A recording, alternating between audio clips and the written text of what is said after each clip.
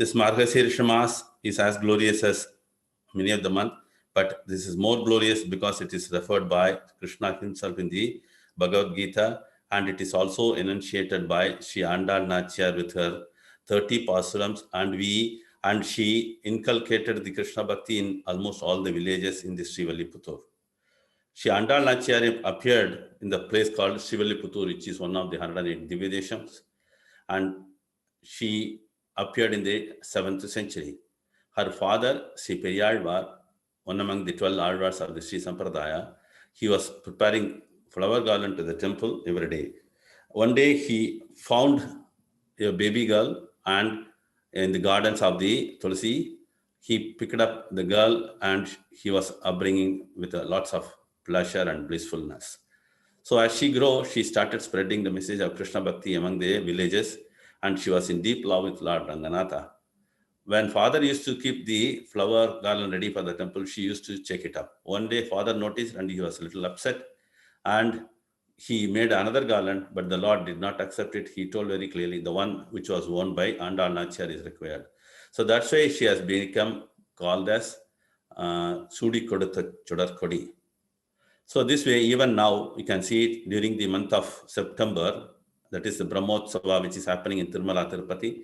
A special garland will come from Srivilliputtur, worn by Andal Nachiyar, and that will be offered to Lord Sri Venkatachalapati. So this way, the glories are going on. And finally, the age for marriage came, and Lord Ranganatha appeared in the Periyalvar's dream, and he told, bring your daughter to the temple Vatapatra Sai, I will marry her. So he was fully of bliss, happy, very happy because of the situation. The Lord is going to marry his daughter. And he understood God, the incarnation of Bhumi Devi has come. He was much more happy. The thing is, the situation in Vishnu Chitta, he's got another name, Vishnu Chitta, because he was always remembering Krishna. As I said, happy should not be the word, because he was always in blissful condition. He was in his zone all the time, remembering Vishnu, Vishnu, Vishnu. So that's why he was blessed with a daughter, and who is none other than Bhumi Devi. And marriage got over, and Goda Devi entered the sanctum sanctorum of Vatapatra Sai. Anybody can go and have the darshan. Even now, the wonderful temple, it is around 600 kilometers from Chennai. So moving on to the glorification of Andal Nachiyar, let's go to the Pasurams. This is in Sanskrit done by Parasara Bhatta, one of the gurus in the Sri Sampradaya. Nila Tungastha Nagari Tati Sutta Mutpotya Krishnam. Nila Tungastha Nagari Tati Sutta Mutpotya Krishnam. Paratyam Swam. Paratyam Swam. Shruti Satha Sirasiddha Madhyapayanti. Chochishtayam. Sajani Galitam. Ya Balakritya Bhunkte. Goda Tasyai Nama Idam Idam. Bhuya Evastu Bhuyaha. We will move on to the Tamil verse. Nada Munis, another Acharya in the Sri Sampradaya, they have composed two glorification of Andal Nachiyar in Tamil. Annavayal Puduvai Andal Arangarku. Pannu Tirupavai Palpadiyam. Innisayal Padik Koduttal Narpa Malai. Pumalai Sudik Koduttalai Sollu. The village Srivilliputtur was lots of having lakes and rivers, and it is full of swans and other things. The wonderful music composed by Sri Andal Nachiyar of these 30 pasurams inundated the entire village with Krishna Bhakti. So those who have taken the shelter of Andal Nachiyar, definitely they can progress in Krishna Bhakti, and they will be able to go back to Godhead. The next verse. Chudi Kodutha Chudar Kodiye. Tulpavai. Paadiyorula Palvalayai. Nadinir Venkadavarki Ennai. Vidhi Endra Immaatram. Nangadava Vanname Nalgu.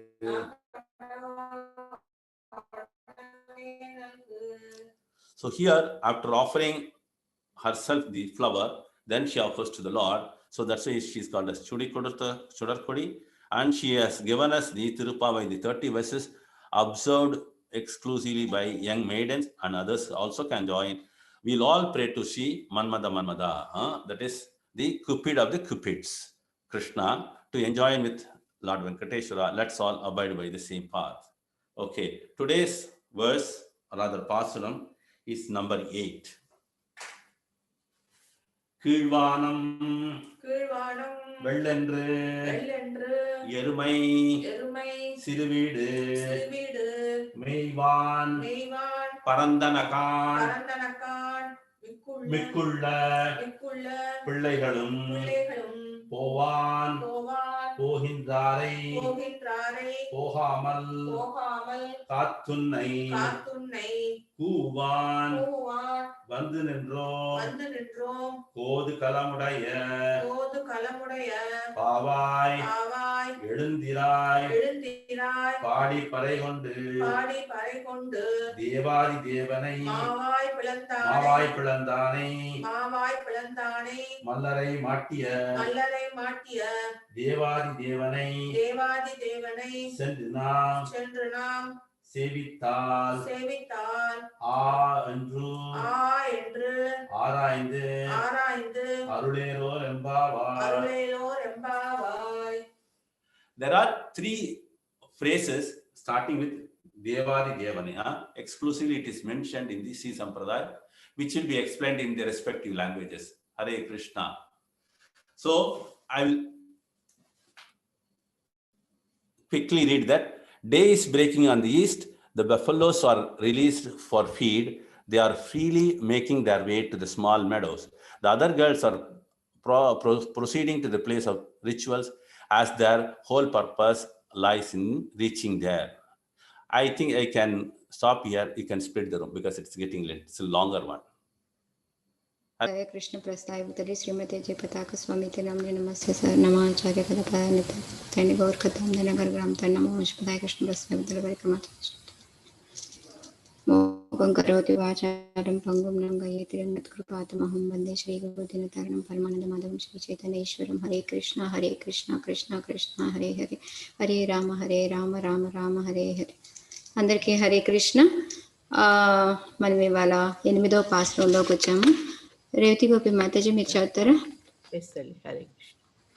కీర్వానం వెళ్ళెండ్రు ఎరమశరువీడు மேவான் பரந்த நகான் மிக்குள்ள பிள்ளைகளும் போவான் போகின்றாரை போகாமல் காத்து உன்னை கூவான் வந்து நின்றோம் கோது கலமுடை பாவா என்றிராய் பாடிப்பறை கொண்டு மாவாய் பிளந்தானை மல்லரை மாட்டிய தேவாதி தேவனை சென்று நாம் சேவித்தால் ஆவாவென்றாரா ఎందరులేలోరెంబావాయ్.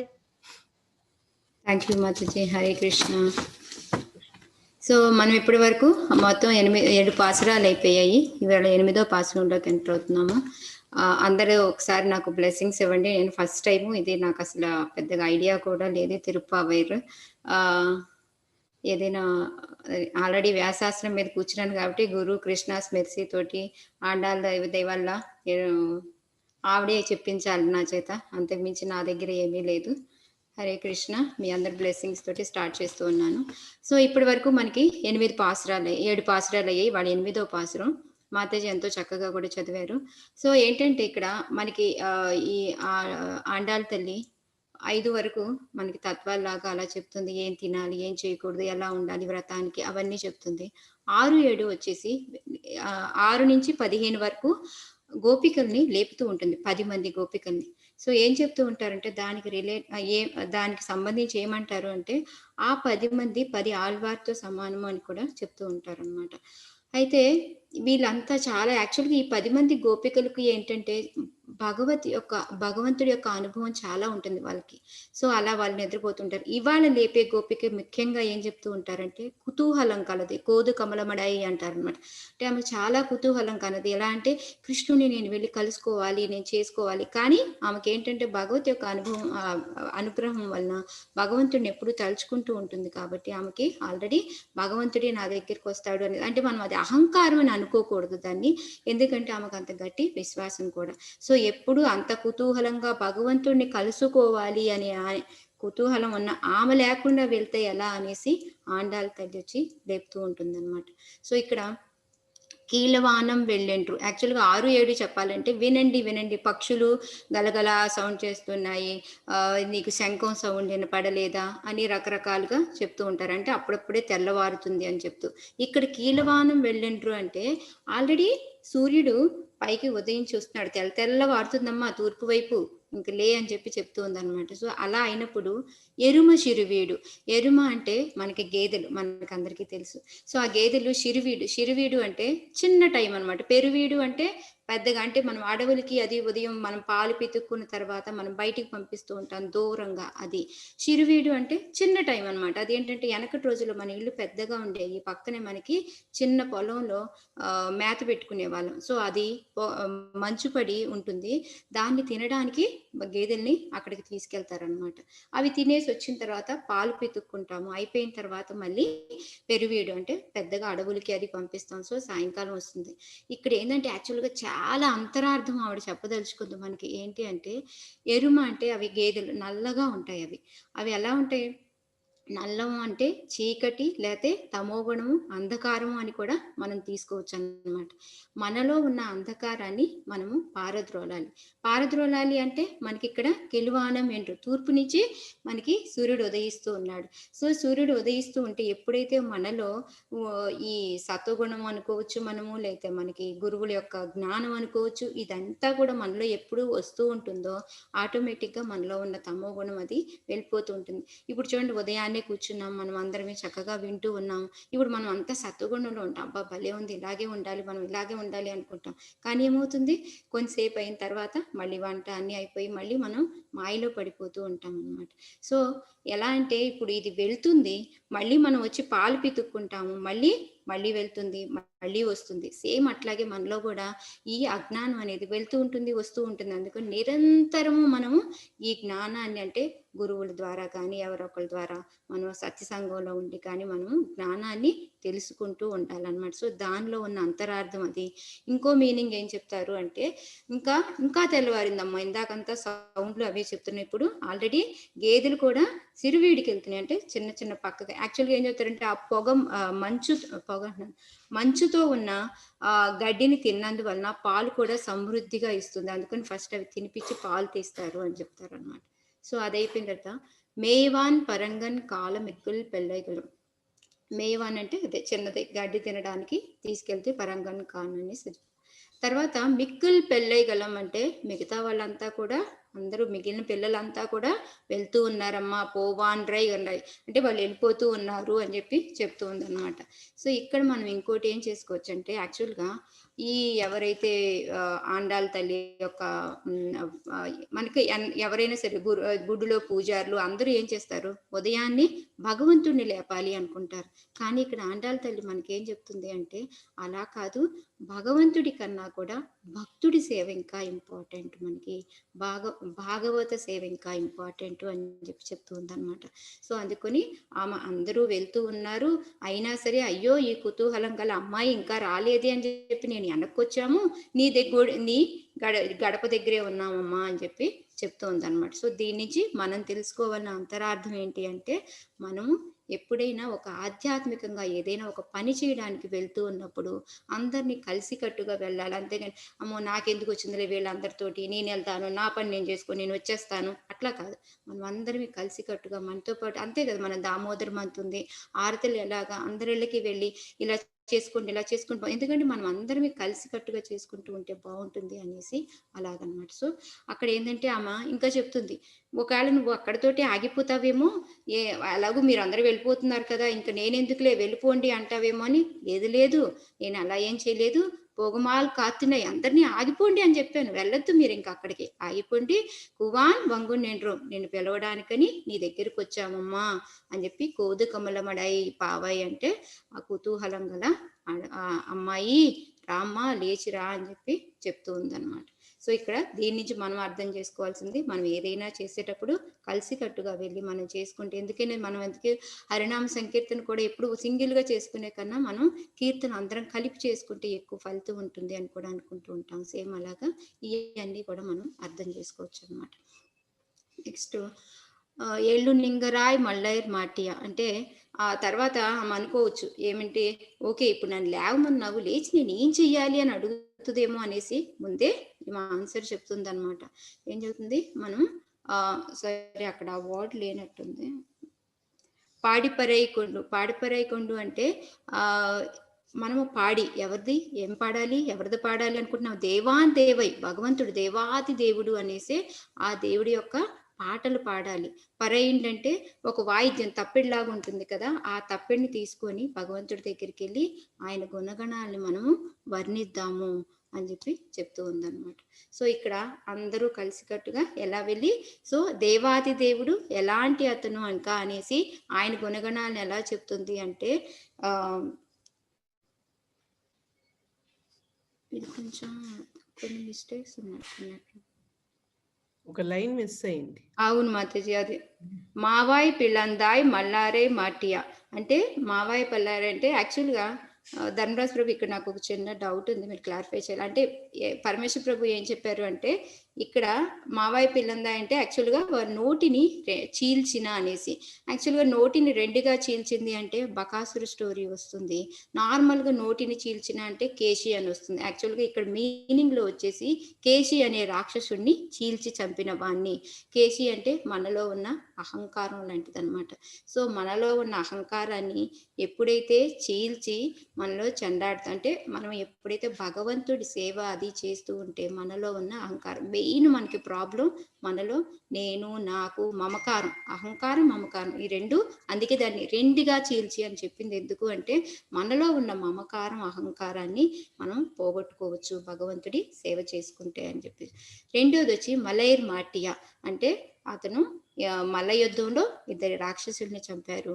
వాళ్ళు వచ్చేసి చానూర ముష్టిక, వీళ్ళని కూడా చంపారు. యాక్చువల్ చానూర ముష్టిక అని కూడా అంతరార్థం ఏం చెప్తారు అంటే క్రోధము కామము. మనకి రెండు చాలా మనం రేవతి గోపి మాతాజీ మనకి క్లాసుల్లో ఎక్కువ కూడా మనము చెప్పుకుంటూ ఉంటాము. ఇది మనలో కామం క్రోధం ఎక్కువ ఉంటే మనకి ఆధ్యాత్మికంగా మనము ముందుకు వెళ్ళలేము. సో మనకి ఈ రెండు కూడా ఎప్పుడైతే కట్టడి చేసుకోగలుగుతామో అప్పుడే.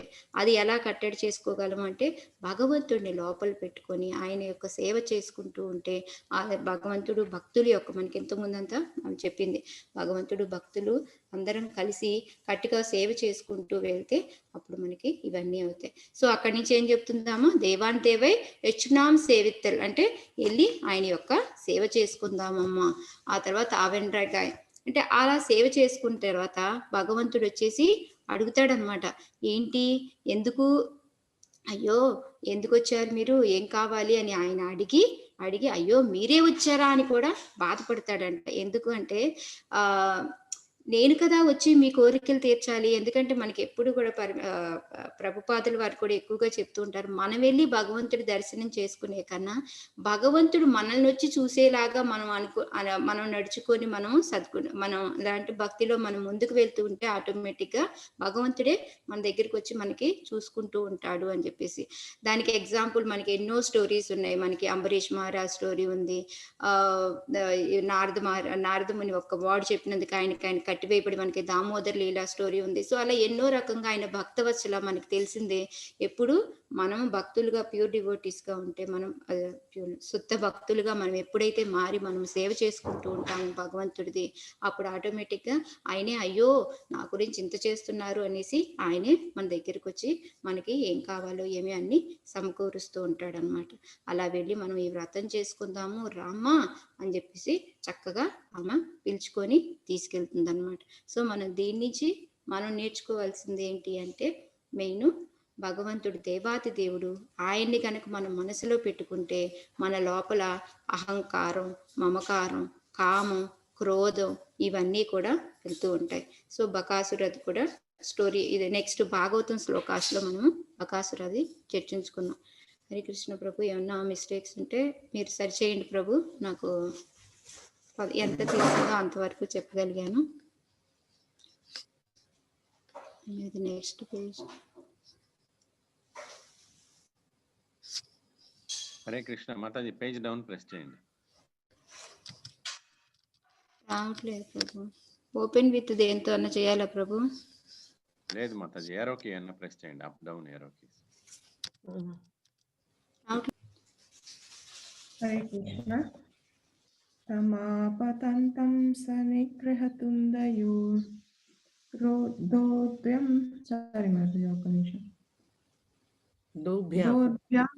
దోర్భ్యాంబకం కంససకం సతాం పతిః పశ్చాత్ సుబాలేషు దధార లీలయా మూఢావహో విరనవద్దివౌకసాం. భక్తజన పాలకుడగు శ్రీకృష్ణుడు కంససకుడగు బకాసురుడును తిరిగి తనపై దాడి చేయుటకు యత్నించుటన కాంచి 2 చేతులతో వాని ముక్కుపుటలను పట్టుకొని బాలుడు గడ్డిపోచను చీల్చిన చందమున గోపాల సమక్షమున వానిని అవలీలగా చీల్చివేశను.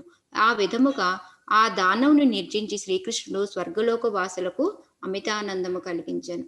సో ఇక్కడ ఏం చెప్తారు అంటే, మనకి తెలుసు అందరికీ బకాసురుడు పొంగ రూపంలో వస్తాడు. ఆయన మొత్తం అందరినీ లోపలికి మింగుతాడు. మింగేసిన తర్వాత కృష్ణాన్ని కూడా మింగినప్పుడు ఆయన యొక్క బ్రహ్మజ్యోతి అంటే ఆయనలో వచ్చే కాంతి వేడికి తట్టుకోలేక ఊసేస్తాడు అనమాట. ఆ ఊసిన తర్వాత కూడా ముక్కుతో పొడిచి చంపుదాము అని అనుకుంటాడు. సో అప్పుడు చంపబోతూ ఉంటే ఈయన దాన్ని 2గా చీల్చివేస్తాడు అనమాట. సో అది ఇక్కడ చెప్తూ ఉంది. మనలో ఉన్న రాక్షస గుణాలన్నీ కూడా అలా భగవంతుడు మనం మనసులో పెట్టుకుంటే తీసేయగలడు అని కూడా ఇంకో విధంగా అర్థం చేసుకోవచ్చు మనం. మాతాజీ చదవరా. నాచలతత్ ప్రహారేణ మాలాహత ఇవ ద్విపః బాహో నిగ్రహ్య చాణూరం బౌషో భ్రామయన్ హరిః భూపృష్ఠే పోతయాం ఆసత్ తరసాక్షీణ జీవితం విశ్రాస్తా కల్ప కేశసృక్ ఇంద్రధ్వజ ఇవాపతత్. హరే కృష్ణ మాతాజీ, థ్యాంక్ యూ. పుష్పమాలికచే కొట్టబడిన ఏనుగు వలె చాణూరను మహాప్రహారమునకు ఎంత మాత్రము చెల్లింపక శ్రీకృష్ణుడు వాని బాహువులను పట్టుకొని పలుమార్లు గిరగిరా త్రిప్పి నేలపై బలముగా కొట్టెను. వస్త్రములు జూట పుష్పమాల చల్లా చెదురు కాగా ఆ మల్లుడు ఇంద్రధ్వజము వలె కుప్పకూలి మరణించాను. సో ఈ స్టోరీ కూడా మన అందరికీ తెలుసు. ఎప్పుడైతే కంసుడు అక్రూరాన్ని పంపించి ఆయన తీసుకొస్తాడు ఇక్కడికి, తీసుకొచ్చిన తర్వాత మల్ల యుద్ధానికి రెడీగా ఉంటది అంతాను, ధ్వనులన్నీ మొదలవుతూ ఉంటే కృష్ణుడు బలరాముడు ఇద్దరు కూడా ఒక యుద్ధంలో పాల్గొందాము అనేసి వస్తారనమాట. వచ్చినప్పుడు ఫస్ట్ ఎంట్రన్స్ ఇంకా ప్రవేశించడానికి లోపలికి వెళ్ళక ముందే కువలై పేడయ అనేసి మనకు తెలిసి పెద్ద ఏనుగు అనమాట. సో అది అడ్డం వస్తుంది. అది అడ్డం వస్తే దాన్ని ఈజీగా దాని దంతాన్ని ఇరిచేసి చాలా ఈజీగా ఆయన చంపేస్తాడు. అందుకే మనకి ఆయన దేవాది దేవుడు. సో మళ్ళీ అక్కడి నుంచి ఎప్పుడైతే మళ్ళీ యుద్ధం ఎక్కడ జరుగుతుందో అందులోకి లోపలికి అడుగు పెట్టిన వెంటనే చాణూర ముష్టిక, ఎందుకంటే యాక్చువల్గా ఎప్పుడైతే కంసుడికి ఇది తెలుస్తుందో కువలైపీడియాన్ని చంపేశారు అనేసి, ఇంకా ఆయనకి లోపల భయం మొదలవుతుంది. ముఖంలో కవళికలు కూడా మారిపోతూ ఉంటాయి అన్నమాట. సో వెంటనే ఇంకా అమ్మో ఇలా అయితే ఎలాగా అనుకుంటే అప్పుడు ఈ చాణూర ముష్టిక ఏం పర్వాలేదు, మేము యుద్ధం చేసి అతన్ని ఈజీగా చిటికలో చంపేస్తాం చూడు అని చెప్పేసి అతనితోటి ఓకే రండి ఫైట్ చేయండి మాతోటి అనేసి యుద్ధం చేయండి, మళ్ళీ యుద్ధం చేయండి అంటే అయ్యో మేము చాలా చిన్నపిల్లలమి ఎలాగా అని చెప్పి ఫస్ట్ కృష్ణుడు చెప్తాడు. తర్వాత ఇంకా వీళ్ళు ఉత్తేజపరుస్తారనమాట భగవంతుడిని. సో అప్పుడు ఇద్దరు బలరాముడు వచ్చేసి ముష్టికాని, కృష్ణుడు వచ్చేసి చాణూరుణ్ణి వీళ్ళిద్దరిని చంపుతారనమాట. సో అదే అని చెప్పాను కదా, కామము క్రోధము వాళ్ళిద్దరిని కూడా మనం ఎప్పుడైతే భగవంతుడి సేవ చేసుకోవడం, భగవంతుడిని తలుచుకుంటూ మనల్ని చేసుకుంటూ ఉంటామో అప్పుడు మనలో ఆ రెండు కూడా పాల్గొంటాయి. అవి రెండు పోగలిగాయి అంటే మనకి భక్తిలో ముందుకు వెళ్ళడం చాలా చాలా ఈజీగా సో చాలా సులభంగా మనం ముందుకు వెళ్ళగలుగుతూ ఉంటాం అనమాట. సో యాక్చువల్గా ఒక 2 minutes తీసుకుంటాను ప్రభు నేను. ఈ మనకి ఇందాక చెప్పాను కదా 10 సురాలు 6 నుంచి 15 వరకు యాక్చువల్గా 10 మంది ఆల్వార్స్ని గుర్తు తెచ్చుకుంటూ ఒక స్టోరీ లాగా ఇవాళ దానికి ఏంటంటే ఫస్ట్ 6, 7, 8 కలిసి ముద్ర ఆల్వార్ అంటారు అనమాట. అంటే ముగ్గురు ఆల్వార్స్ని తెచ్చుకుంటూ ఒక సన్నివేశం ఉంది, దాన్ని తలుచుకొని మనము ఇవాళ ఆపుదాము. సో వాళ్ళు ఏంటంటే ఫస్ట్ అతను వచ్చేసి పొగై ఆల్వార్, ఆయన సరయోగి అని కూడా అంటారనమాట. వాళ్ళు దివ్యక్షేత్రాలన్నీ చూడడానికి 108 దివ్యక్షేత్రాలని చూడడానికి బయలుదేరుతుంటారు, ప్రయాణం చేస్తూ ఉంటారనమాట. చేస్తూ ఉంటే వాళ్ళకి ఒకసారి ఆ ఊరి పేరు ఏదో ఉంది, మర్చిపోయాను. తిరుక్కోవలూరు. థ్యాంక్ యూ ప్రభు మాతాజీ. తిరుక్కోవలూరు అని ఒక ఊరి దగ్గరికి వస్తారనమాట. సో ఆ ఊరి దగ్గర చూడకి ఆకాశం బాగా ఉరుములు మెరుపులతోటి వర్షం పడేలా ఉంటుంది. సో అందుకని వాళ్ళు ఏంటంటే వెనకటి రోజుల్లో చూడండి మనకి అగ్రహారాల్లో కానీ మన ఇళ్ల ముందు కానీ అరుగులు ఉండేవి పెద్ద పెద్దగా, ఎందుకంటే ఈ హోటల్స్ ఇలాంటివి ఏమీ ఉండేవి కాదు. కాబట్టి వాళ్ళు ఏంటంటే బాటసార్లు వెళ్ళే వాళ్ళు ప్రయాణికులు కొంచెం సేద తీరటానికి పడుకోవడానికి రాత్రి అయిపోతే అట్లా ఉండేవి అనమాట. సో అయితే వీళ్ళు ఒక ఇంటి దగ్గరికి వెళ్ళి తలుపు కొడతారు. ఆమె చెప్తుంది లోపల ఒక చిన్న రూమ్ ఉందమ్మా, ఆ రూమ్ లోకి వెళ్ళండి, వెళ్ళి వెళ్ళు అని చెప్తుంది అనమాట. సో ఆయన వెళ్తారు సరయోగి. వెళ్ళి ఆయన అక్కడ ఏం చేస్తూ ఉంటారంటే కీర్తన చేయడం మొదలెడుతూ ఉంటారు. సో ఇంతలోకి ఇంకొక ఆల్వార్ అనమాట, ఆయన పేరు ఏంటి అంటే భూతయోగి పూదత్త ఆల్వార్ అని కూడా అంటారనమాట. సో ఆయన ఏంటంటే మనకి ఎప్పుడైతే కీర్తన వింటామో ఆటోమేటిక్గా మనం కూడా వెళ్ళి విందాం కొంతసేపు అనుకుంటాం కదా. సో అలాగా ఆయన కూడా వెళ్ళి జాయిన్ అవుతారనమాట. అక్కడ వెళ్ళి అక్కడ కలుస్తారు కదా. చాలా చిన్న రూము అయినా సరే నేను ఇలా వచ్చాను అంటే ఏం పర్లేదు రండి అని ఇద్దరు సర్దుకొని ఇరుక్కొని కూర్చుంటారు అనమాట. సో మళ్ళీ ఇద్దరు కలిసి కీర్తన చేయడం మొదలెడుతూ ఉంటారు. ఈలోగా మూడో ఆల్వార్ మహాయోగి పేయుల్వార్ అనేది ఆయన కూడా వస్తారు. వచ్చేసి అయ్యో ఇక్కడ కీర్తన జరుగుతుంది, నేను కూడా వస్తాను, నేను కూడా కూర్చొని వింటాను అంటే సరే రా అనేసి ఇంకా వాళ్ళకి ఇద్దరికి కూర్చొని మూడో అతను కూర్చునే ఖాళీయే లేదు, చాలా చిన్న రూమ్ అన్నమాట, చాలా చిన్న గది. సో అందువలన ముగ్గురు ఏంటంటే లేచి నుంచొని కీర్తన చేయడం మొదలెడుతూ ఉంటారు. అప్పుడు భగవంతుడు ఎక్కడైతే నేను ఇందాక అనుకున్నాం కదా అందరూ కలిసి సత్యసంగంలాగా కూర్చొని మనం అందరం కలిసి కట్టుగా ఎప్పుడైతే కీర్తన చేస్తున్నామో భగవంతుడు కూడా ఆగలేక ఆయన వచ్చాడు. ఆయన వచ్చి వినడానికి అక్కడికి వచ్చేటికి ఇంకా 4వ మనిషి ఎంటర్ అయ్యేటడికి వచ్చేటప్పటికి ఏమవుతుంది, ఇంకా కిక్కిరిసిపోయి వీళ్ళు ఒకరి మీద ఇలా పడిపోతూ ఉంటారనమాట. సో అప్పుడు అని చెప్తాడు, అప్పుడు ఏంటి ఇలా ఎందుకు అవుతుంది ఏమవుతుందా అని వాళ్ళు అనుకుంటూ ఉంటే అప్పుడు ఈ శ్రీమన్నారాయణుడు దర్శనమిస్తాడు వాళ్ళందరికీ. సో అలా వాళ్ళకి భగవంతుడి యొక్క దర్శన భాగ్యం జరుగుతుంది. సో వీళ్ళ ముగ్గురిని ఇవాళ 6, 7, 8 పాసురాల్లో మనం తలుచుకుంటాం అన్నమాట. హరికృష్ణ ప్రభు. హరే కృష్ణ. ఈ 6, 7, 8 3 పాసురాల్లో మాత చెప్పినట్టు ముగ్గురు ఆళ్వారుల్ని ప్రస్తావించడం జరిగింది. మొదట 3 శ్లోకాల్లో అమ్మవారు అండాళమ్మవారు లేండి స్నానాలు చేయండి అని చెప్పుకుంటూ వచ్చారు. తర్వాత గత 3 శ్లోకాల్లో నిద్రలు చెప్తున్నాము ముగ్గురు ఆళ్వార్లు కూడా. ముగ్గురు ఆళ్వార్లు కూడా సమకాలికులు. ఇప్పుడు మాతా చెప్పినట్టు ఒకే సందర్భంలో ఉన్నటువంటి వాళ్ళు సమకాలికులు అంటే మనకు తెలుగులో ఒకే కాలంలో నివసించినటువంటి వాళ్ళు. వీళ్ళు ముగ్గురిని కూడా మొదల ఆళ్వార్లు అంటారు. అంటే ఒక విధంగా వైష్ణవ సాంప్రదాయంని స్థిరపరిచి వైష్ణవ సంప్రదాయాన్ని ఎస్టాబ్లిష్ చేసిన వాళ్ళు అనమాట. 4000 సంవత్సరాల క్రితం 4000 సంవత్సరాల క్రితం వైష్ణవ సంప్రదాయము అనేటువంటి ఒక సంప్రదాయాన్ని వాళ్ళు మొదలు పెట్టారు వాళ్ళు. అందుకనే వీళ్ళు ఏమంటారంటే మొదలాళ్ళు అంటారు. వీళ్ళ తర్వాత వచ్చిన వాళ్ళు మిగిలిన ఆచార్యులు అందరూ కూడా. తర్వాత మనకి నమ్మాళ్ళు వారు వస్తారు. నమ్మాళ్ళు వారు మొదటి కవి వాళ్ళిద్దరు కూడా సమకాలికులు. అయితే వీళ్ళు ప్రస్తావించినటువంటి వైష్ణవ సాంప్రదాయాన్ని ముగ్గురు ఆళ్వార్లు ప్రస్తావించినటువంటి మొదలుపెట్టినటువంటి వైష్ణవ సాంప్రదాయాన్ని నమ్మాళ్వార్లు గానం చేస్తే దాన్ని మధురకవి ఆళ్వార్లు దాన్ని పుస్తక రూపంలో ఇచ్చారనమాట. ఇవి తర్వాత మనకి తెలుస్తుంది. అంటే ఒక విధంగా తర్వాత వచ్చినటువంటి వైష్ణవ సాంప్రదాయాలన్నీ కూడా ఏది మధ్వ సాంప్రదాయం కానీ లేదా గౌడీ సాంప్రదాయం కానీ మధ్వగౌడి సాంప్రదాయం మిగిలిన సాంప్రదాయాలన్నీ కూడా వీటన్నిటికన్నా ముందు అన్ని సాంప్రదాయాల కన్నా ముందు 4000 సంవత్సరాల క్రితం, అంటే కలియుగానికి ఆరంభం నుంచే సాంప్రదాయాన్ని ఆచార్య రూపంగా మొదలు పెట్టారు కాబట్టి వీళ్ళని మొదల ఆళ్వార్లు అంటారు. పొయ్గై ఆళ్వార్లు, అలాగే పురత్తాళ్వారు, పేయాళ్వారు. అందుకని వీళ్ళ ముగ్గురుని స్మరించుకోవడం ఎంతో సంతోషకరమైన రోజు ఈరోజు మనం. ఈరోజు వైష్ణవ సాంప్రదాయంలో ఉండి మాట్లాడుకుంటున్నాం అంటే దానికి ప్రారంభం వాళ్ళు ముగ్గురనే చెప్పాలన్నమాట. వీళ్ళ ముగ్గురు ఇందాక మాతాజీ చెప్పినట్టు వాళ్ళ ముగ్గురు ఎప్పుడైతే సేద తీరుతున్నారో సమయంలో ఒకరినొకరు ఇబ్బంది పడుతూ అటువంటి ఆచార్యులను చూడటానికి స్వామివారే, ఎంతమంది ముగ్గురు ఆచార్యులు ఒకే రోజు వచ్చారు అనేటువంటి ఆనందం కోసం వాళ్ళందరూ కూడా స్వామివారే వాళ్ళని చూడటానికి వచ్చారన్నమాట. ఇప్పుడు మనకి స్వామివారే ఆళ్వారులను చూడటానికి వచ్చినటువంటి సందర్భాలు 2 సందర్భాలు కనిపిస్తాయి. ఒకటి ఆ 2 ఇవాళ మనం చెప్పుకున్న ముగ్గురు ఆళ్వారుని చూడటానికి స్వామివారు వచ్చారు. అలాగే విష్ణు చిత్తుల వారిని చూడటానికి కూడా స్వామివారు నేరుగా గరుడ వాహనం మీద వస్తారు. ఆయన వస్తే ఆయన చూసి మిగిలిన సభలో వాళ్ళందరూ కూడా ఆయనకి దృష్టి తగులుతుందని, అదే వైష్ణవ సాంప్రదాయంలో, శ్రీ వైష్ణవ సాంప్రదాయంలో పల్లాయిరత్తాండ్ అనేటువంటి స్వామివారికి దృష్టి తీసేటువంటి విష్ణు చిత్తుల వారు చేస్తారన్నమాట. అట్లా స్వామివారి నేరుగా చూడటానికి వచ్చిన ఆళ్వార్లు 4 మొత్తం మనకి శ్రీ వైష్ణవ సాంప్రదాయంలో. వీళ్ళు ముగ్గురు, తర్వాత విష్ణు చిత్తుల వారు. చాలా అద్భుతమైనటువంటి పాసురం ఇది.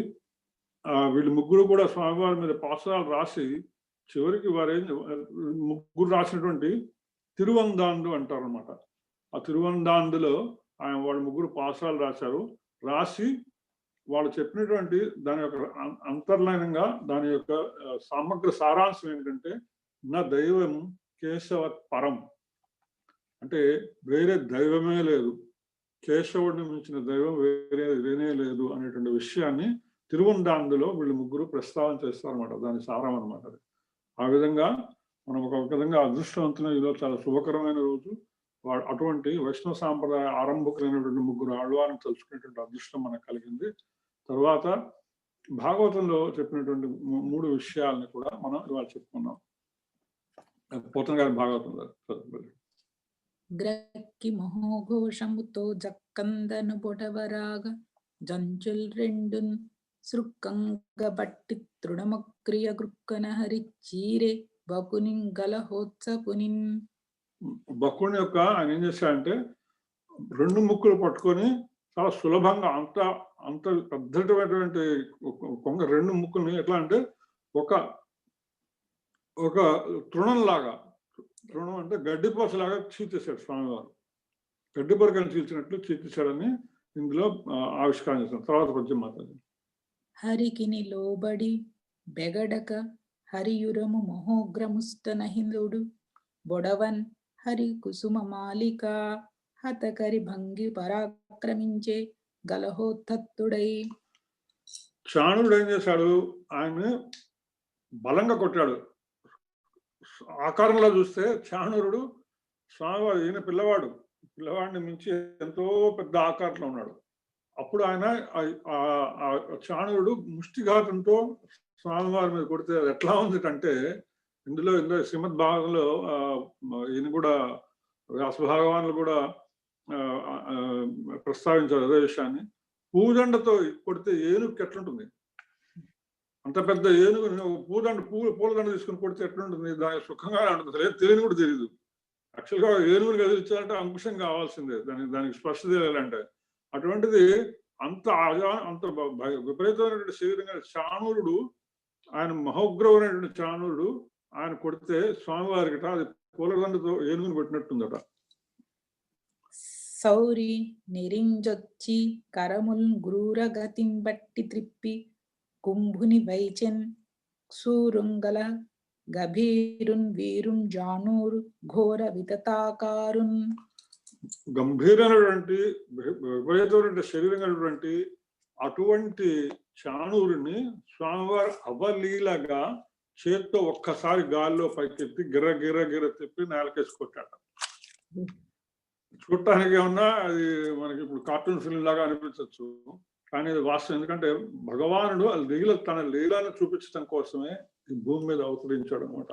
అంటే ఒక్కొక్కటి మనం తలుచుకుంటుంటే అన్ని లీలలు కూడా మొదట్లో గోపాలు ఏ విధంగా అయినటువంటి బృందావనంలో ఆయన చూసి ఆశ్చర్యపోయి ఆయన చేసే లీలటువంటివి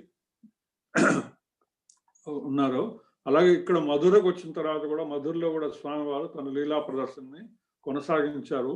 అంత భీకరుడైనటువంటి చానుని కూడా అవలీలగా చేతితో పైకెత్తి గిరగిర తిప్పి నేలకేసి కొట్టాడు. ఈ సందర్భాలను రెండు మనం ప్రస్తావించిన మాతా చెప్పినట్టు స్వామివారిని ఎప్పుడైతే మనం ఆశ్రయిస్తామో ఆ కేశి ద్వారా కామ క్రోధాలని ఎలా మనం రూపుమాపుకోవచ్చు, అలాగే చాణూరు ద్వారా అహంకార మమకారాలను రెండింటినీ కూడా కేశి ద్వారా, కామక్రోధాల రెండు చాణూరుని ద్వారా, అంటే ఈ 4 అంశాలని మనం గనక ఎంత త్వరగా వాటిని స్వామివారిని ఆశ్రయించి పోగొట్టగలిగితే అంత అదృష్టవంతులు అవుతాం. హరే కృష్ణ. హరే కృష్ణ. యా ప్రభు, 1 minute టైం ఉందా నాకు? Just 2 things I want to mention. Hare Krishna. Hare Krishna. తల్లి ఉంది మాతాజీ, ఉంది. అదే వేరే స్క్రీన్ వచ్చేటప్పుడు డౌట్ వచ్చింది, వింటున్నా. లేదు అంటే నేను సైలెంట్ లో ఉన్నాను మాతాజీ. 4 minutes ఉంది, నో ప్రాబ్లం, మీరు క్యారీ ఆన్. ఈ భాషలో విశేషంగా ఆచార్యులు మెన్షన్ చేసేది ఏంటంటే, ఆండాళ్ తల్లి ఒక ఉత్తమ బ్రాహ్మణ కులంలో పుట్టినప్పటికీ విష్ణుచిత ఆచార్యులకు కుమార్తె అయినప్పటికీ కూడా ఆవిడ ఎక్కడ ఈ యజ్ఞ ఆగాదుల గురించి పూజల గురించి మాట్లాడకుండా గేదెలు పచ్చిక బయళ్ళు ఇవి మాట్లాడుతుంది అంటే అక్కడ ఆవిడ మానసిక పరిస్థితి ఎట్లుందంటే పూర్తిగా ఆ గోపికా భావనలో లీనమైపోయి గోపికలు ఏం మాట్లాడుకుంటారో అదే విధంగా ఆవిడ మాట్లాడుతుందని ఇక్కడ ఆచార్యులు చెప్తారు. తర్వాత సెకండ్ థింగ్ ఏంటంటే చంద్రునాం సేవిత లావా వెండారా అని దరులేలో రెంబావాయ్ అంటే ఎప్పుడైతే మనం భగవంతుని దగ్గరికి వెళ్ళి ఆయన్ని సేవ చేస్తామో భగవంతుడు బాధపడిపోతాడట. అయ్యో, నేను వీళ్ళకి ఇంత కష్టం కలిగించాని, నేను వీళ్ళని 2 రోజులు పట్టించుకోలేదే అని.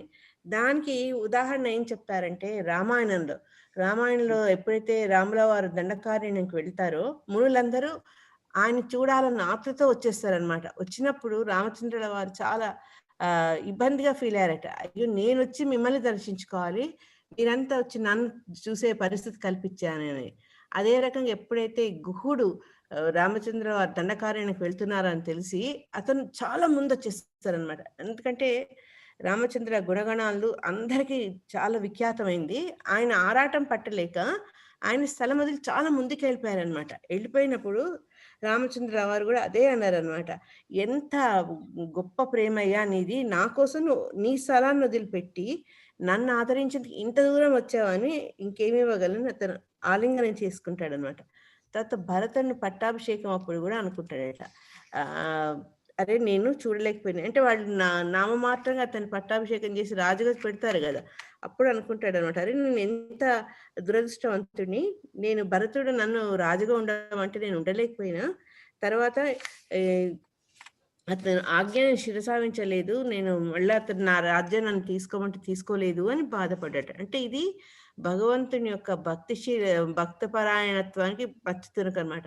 ఆయన భక్తుల గురించి ఎప్పుడూ ఆలోచిస్తుంటారు. మనం ఒక్క అడుగేస్తే, అందుకే ఆచార్యులు చెప్తారు, మనం ఒక్క అడుగేస్తే ఆయన 10 అడుగులు మన వైపు వేసేందుకు తయారుగా ఉంటారని.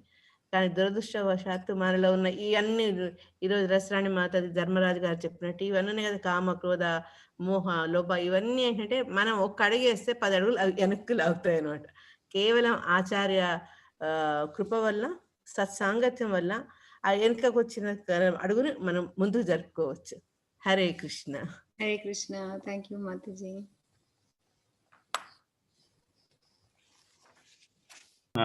హరే కృష్ణ. పరమేశ్వర్ గౌర్ ప్రభుకి జై. హరే కృష్ణ ప్రభు.